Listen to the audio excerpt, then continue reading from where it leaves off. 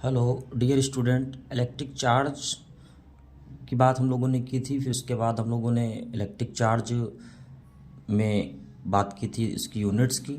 और इस वीडियो में हम लोग इलेक्ट्रोस्टैटिक चैप्टर के electric charge and field chapter में 12th क्लास के कुछ other properties of charge and changes जो हो रहे हैं, इफेक्ट आ रहे हैं चार्ज के, उस पर बात करेंगे।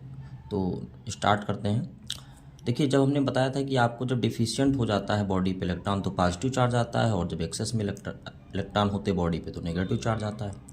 तो जब पॉजिटिव नेगेटिव चार्ज बॉडी हम लें तो उसमें होता क्या है कि वो अनलाइक चार्जेस होते हैं, एक पॉजिटिव है तो एक नेगेटिव है, या नेगेटिव पॉजिटिव लें इस आर्डर में। तो अनलाइक जो चार्जेस होते हैं वो अट्रैक्ट ईच अदर, वो एक दूसरे को अट्रैक्ट करते हैं। इसका मतलब जो चार्ज बॉडी होती है उसमें इफेक्ट देखने को मिलता है। ऐसा हम कर सकते हैं कि जो बॉडी पॉजिटिव है उनको पास पास लेके आएँ, नेगेटिव चार्ज बॉडी को लेके आएँ, तो लाइक चार्जेस होंगे एक जैसे और वो रिपेल करेंगे ईच अदर। तो इलेक्ट्रोस्टैटिक फोर्स इसको बोलते हैं, जो इनके बिटवीन अट्रैक्शन और रिपल्सन फोर्स लग रहा है। जो चार्ज बॉडी के बिटवीन कभी भी कोई अट्रैक्शन या रिपल्सन फोर्स लगता है तो इस फोर्स को हम लोग बोलते हैं इलेक्ट्रोस्टैटिक फोर्स। यही है आपका इलेक्ट्रोस्टैटिक फोर्स, ठीक है। अब इसको हम लिख सकते हैं लैंग्वेज में कि unlike charges attract each other, like charges repel each other. Okay, अब हम लोग प्रॉपर्टी पे बात करेंगे कि प्रॉपर्टी चार्ज की क्या है मेन। तो प्रॉपर्टीज ऑफ चार्ज में हम देखेंगे कि फर्स्ट पॉइंट हमने कवर किया है कि charge is a scalar quantity. जो चार्ज है वो स्केलर क्वांटिटी है। दूसरी प्रॉपर्टी बहुत इंपॉर्टेंट है, मोस्ट इंपॉर्टेंट प्रॉपर्टी है चार्ज बॉडी की, कि charge always exist in integral multiple of fundamental charge. यानी अगर एक बॉडी से दूसरे बॉडी पे इलेक्ट्रॉन गए हैं और वो बॉडी चार्ज हुई है नेगेटिव, ये हुई पॉजिटिव, क्योंकि इसके पास डिफिशिएंस होंगे इलेक्ट्रॉन स्पेयर एक्सेस, तो जो चार्ज बनेगा वो इलेक्ट्रॉन के बढ़ने या घटने से बनेगा। तो चार्ज क्या होगा? डायरेक्टली प्रोपोर्शनल फंडामेंटल चार्ज की।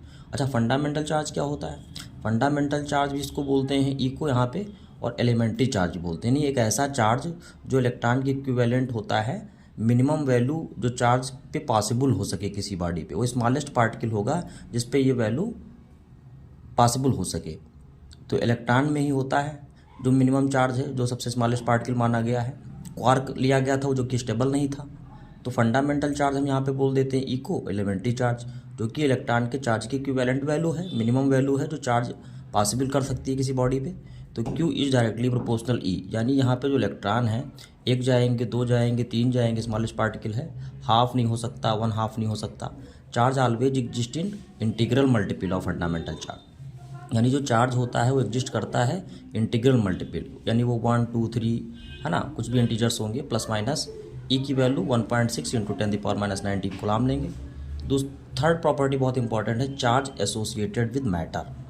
चार्ज तभी किसी बॉडी पे आ सकता है अगर उस बॉडी पे मास है, मॉलिक्यूल्स हैं, एटम्स हैं, वरना चार्ज नहीं हो सकती बॉडी। तो चार्ज एसोसिएटेड विद मैटर, यानी चार्ज लाना है किसी बॉडी में तो मास होना चाहिए। लेकिन मास है और वो चार्ज हो ज़रूरी नहीं है। जैसे मान लीजिए कोई बॉडी है, उसका चार्ज न्यूट्रल है। न्यूट्रल अगर चार्ज है तो जितना उसके पास इलेक्ट्रॉन उतना प्रोटॉन है, तो मास तो है लेकिन वो चार्ज नहीं है। लेकिन चार्ज अगर किया गया है प्लस माइनस तो उसका मास उसके पास ज़रूर होगा। इसीलिए हम कह सकते हैं charge associated with matter. Charge is transferable, transfer हम कर सकते हैं induction method, conduction method, friction method से, तो ट्रांसफरेबल भी है। इंपॉर्टेंट प्रॉपर्टीज़ हैं, आपको कलेक्ट कर सकते हैं, बहुत इजी नोट्स हैं। Charge is conserved, charge can neither be created not destroyed but can only be transferred. Total charge of isolated system constant होता है इसी वजह से। तो यहाँ पे हमने क्वेश्चन करके दिखाया है एग्जाम्पल में कि +3 कूलम, 1 कूलम, -2 कूलम था। तो यहाँ पे इसी आइसोलेटेड सिस्टम को हम देखेंगे यहाँ पे RHS में, तो +2 3 है तो Q क्या हो जाएगा? तो LHS इक्वल टू RHS। तो जितना चार्ज इसके अंदर है उतना ही इधर होना चाहिए, कंजर्वेशन लॉ को फॉलो किया है। तो यहाँ पे हमें Q की वैल्यू मिल गई है। तो दोनों तरफ उतना ही चार्ज है LHS RHS में, ठीक है। या हम रिएक्शन देखते हैं, 19 थोरियम अल्फा पार्टिकल 82 और 2 इसको ऐड करें इधर 90, यानी जितना चार्ज इधर है उतना ही इधर है, रिएक्टेंट में उतना पार्टिकल कंजर्वेशन है।